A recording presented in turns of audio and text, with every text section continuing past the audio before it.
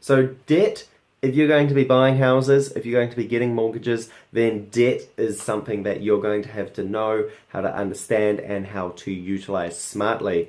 Now, people talk about good debt and bad debt, and before we even get there, I just want to state that debt is just debt, okay? It's a tool. Same as money can't be good or bad, debt cannot be good or bad. However, the terminology refers to who is actually paying the cost of that debt. Is it you? Do you have to pay for the debt yourself? In which case, it's going to be eating into your pocket, eating into your savings, and that is bad debt.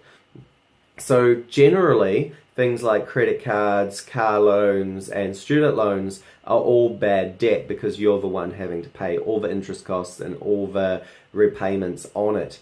However, often things like property or investment debt, which you've got enough cash flow coming in to cover all of the payments, then becomes what's generally considered good debt. Now, whether you have good debt or bad debt, I want you to think about this little saying by Steve McKnight. The only reason you get into debt in the first place is to get out of it again. Some people have this property investing strategy of, getting the mortgage against the property. As the value of the property increases, they increase the mortgage.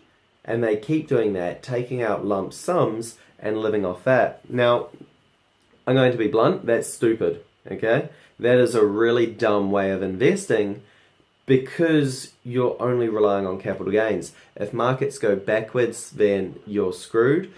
And also, it doesn't take into account that the whole reason of getting into debt is to get out of debt again.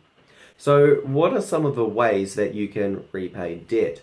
Well, the first and most obvious one is to simply sell the property, and the proceeds of that are going to go into paying off your mortgage. Now, another way would be to simply pay principal and interest.